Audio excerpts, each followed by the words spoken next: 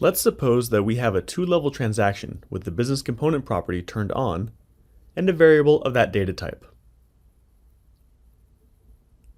We had previously seen that what will be done internally when the update method is executed depends on the variable's mode.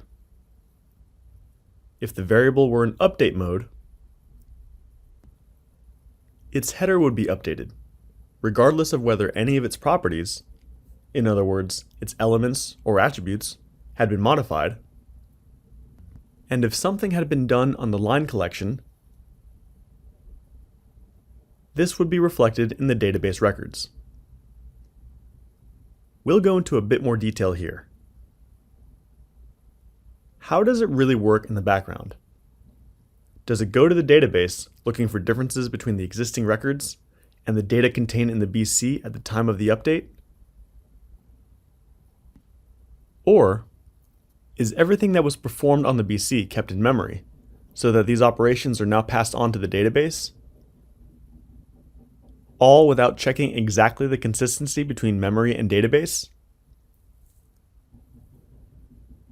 If the answer were the first one, the record in the header table would have to be accessed and all the fields compared. To check if any of them had changed, and thus update the particular field or fields that have changed in the record. Or directly overwrite the record so as to skip the comparison. And then access all the records corresponding to the rows, and if any of them are not in the BC collection, then delete them from the database. And then run through the collection, and for each item check if the record exists. And if so, check if anything has changed so as to modify it or overwrite it directly. If nothing has changed in this one, we could leave it as is. And we would be left with this item that doesn't have a record in the database, so it's inserted. Doing this whole comparison would be very burdensome. It will not be done. What GeneXus actually does is the latter. At the beginning of the execution of the object where every BC variable is found, it starts in insert mode because when it's declared, empty memory space is already reserved for it. For a BC variable to be in update mode, it must have been loaded from the database, either with load or with a previous successful insert, update, save, or insert or update operation. Only then is it in update mode.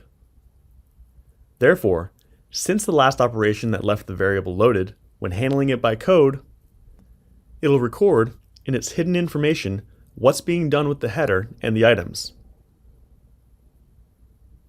Whether to update them, mark them for deletion, or insert them so as to execute these operations later.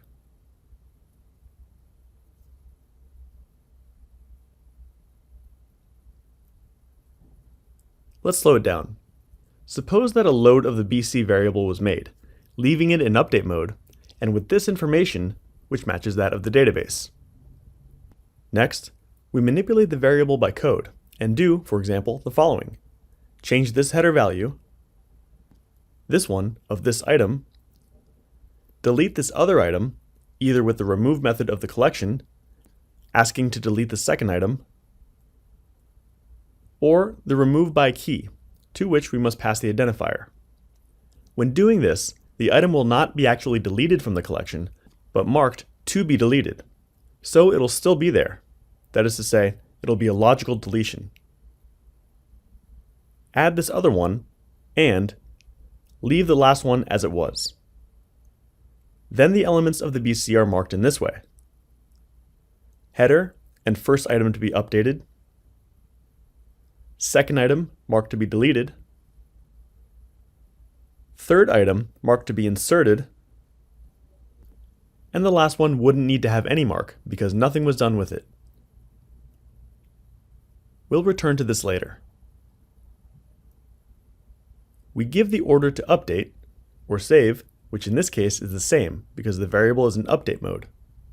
It'll try to overwrite the header, regardless if anything has changed in it, for which, clearly, it must first check that there's a record in the table with that primary key. Otherwise, we already know that it will fail by primary key not found. This is the same thing that the transaction does when you click on Confirm in update mode. It'll update the header in the database even if the user has not modified any of its fields. And then, for each item in the collection, if it's marked as Update, the entire record is overwritten. If it's marked as Deleted, the record is searched for and deleted from the table. If it's marked as New in the collection, it's inserted into the table. And if nothing was done with it, well, here there's a difference with the transaction. It's still overwritten. It's as if it remained in update mode.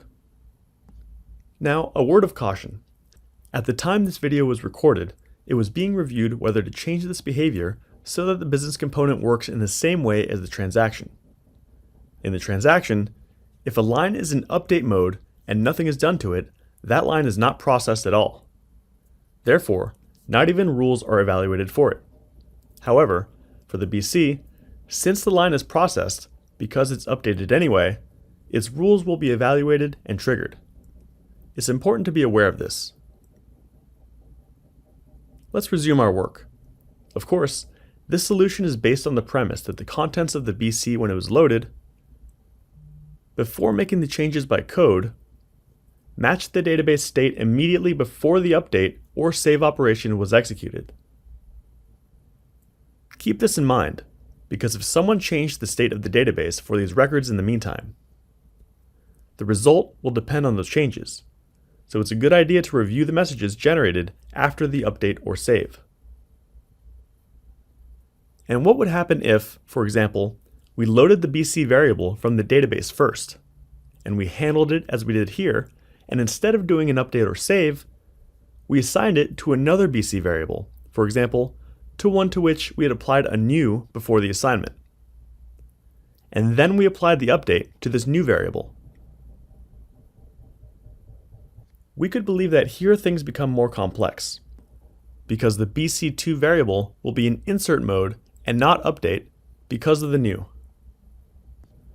And we could also be led to believe that the recording of the operations performed on the items will have been lost. But none of this will be true. Although the BC2 variable was left in insert mode after this assignment, this other one will do away with that. And in fact, it'll no longer point to the new memory space, but will point to that of the BC variable. The assignment does not make a copy of what has been assigned, but points to exactly the same place as a pointer. For this reason, it'll assume both the mode of the BC variable and the recording of operations. And when the update request arrives, it'll be the same as having done the update of the BC variable. If the mode of BC2 at this point is insert, in this other one, it'll be the mode of BC, which in our example was update. Why doesn't it work like this when we assign the result of a data provider to a BC variable? If we ask here for the mode of the BC2 variable, we'll be surprised to find that it's insert. This is because the first thing that the data provider does internally is a new. So, the variable that will be returned will be, inevitably, in insert mode. Therefore, this case is equivalent to the one that we haven't analyzed here yet, but in the videos of the advanced course, what happens when the variable is in insert mode and an update operation is requested? Here it's not the same if the operation requested is the update operation and not the save operation. Let's think about save. Suppose we first request memory, so the variable is in insert mode. Then we assign values to the header properties and add 3 lines, and execute the save. It'll try to insert the BC into the database, which can only be successful if the values indicated in the BC for the primary key do not correspond to an existing record in the database table for the header. Remember that the save method will always try to do the operation that corresponds to the mode in which the variable is in. In this case, if the record existed, the save would fail. On the other hand, what will happen with the update when the mode is insert? In this case, since the variable is an insert mode, it can be assumed that it was not loaded from the database. In other words, it's blind to the database record that the developer is assuming exists. It's assumed to exist clearly because otherwise an update would not be explicitly requested. In short, the developer loaded the variable with values that don't need to have been extracted from the database. This means that, logically, that the load operation was not performed, because in that case, the variable would be in update mode if that load had been successful. So, it can be assumed that for the primary key values were assigned that the developer assumes correspond to an existing record, because if this is not the case, the update operation will fail. How does the update work here? Let's suppose that this is the variable on which we did a new, or that we use for the first time in the code, so it'll be in insert mode. Then we only assign a value to the property that corresponds to the primary key, in order to identify the database record that will correspond to the header. And we give a value to the property that we want to modify, the one that corresponds to this attribute. All the other properties are left unchanged. That is to say, they remain empty. Then we handle the collection of lines, we'll see what we can do, and execute the update method. Internally, the method detects that the variable is in insert mode, so it'll create an auxiliary variable on which it'll apply a load with the values of the primary key of the developer's variable. Therefore, if the record exists, it'll load in the auxiliary variable exactly the same information from the database for that identifier. What does it do next? In the example, where only one property of the header was modified, it copies that value for the same property of the auxiliary variable, overwriting it. And on the auxiliary BC variable, it executes a save, which is the same that we analyzed at the beginning of the video, since the auxiliary variable is in update mode. Now let's think about the lines and give the complete explanation. Let's suppose that we wanted, in addition to modifying this attribute, was to add a new record to the second level table. To get this done on the auxiliary variable that will have an impact on the insert of this record in the database, we add an item to the collection of our variable and assign all its values to it. What will happen in the background is that when this item is evaluated to determine what to do with it on the auxiliary variable, the getByKey method will search on the line collection for one with this value. If it's not found, then it's added. Next, let's suppose we want to update an existing record, for example, this value, so we add another item, but where we only assign a value to the identifier and to the property corresponding to the attribute we want to modify. We only indicate the new value. All other properties are left unchanged, that is, empty. When analyzing what to do with this item on the auxiliary variable, a getByKey is run, and since an item is found, only what was changed, that is, this property, is copied. Finally, let's suppose that we want to delete a record, so we could assume that it's enough to add another item, only assigning a value to the property that identifies it, and then execute a remove or removeByKey of that item, so that it's marked for deletion. However, it will not work like that. If the BC variable is in insert mode, when the item is removed from the collection, it's not marked for deletion, but is directly deleted. This means that we cannot delete lines with BC variables in insert mode. They must be in update mode to be able to do this, because only in that mode the item is marked for deletion.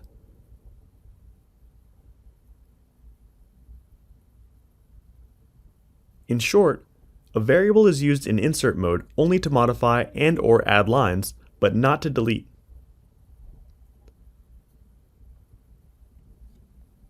And what the developer does on this new variable is only indicate the values to be modified from the header. And for each line to be modified, its identifier and value or values to be modified.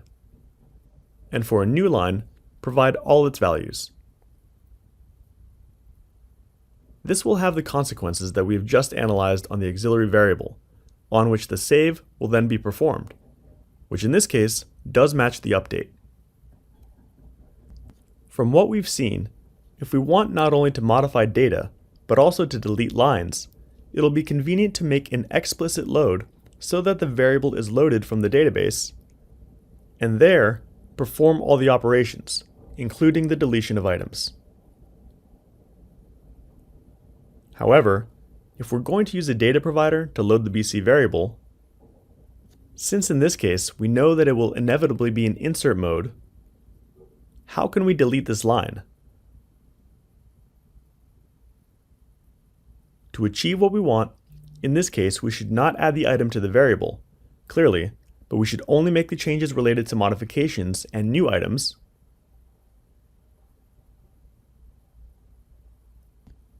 execute the update, and then, if it's successful, since the variable will be in update mode, we can add the remove or remove by key, because after the update, we know that the variable will be loaded with all the information of the database, including the line that we want to delete.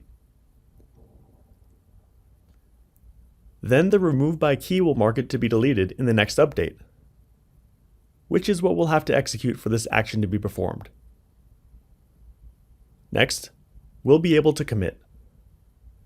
However, in Genexus 17, there's a bug, so if the BC variable is in insert mode when the update is made, even if it's successful, the content of the variable is not updated.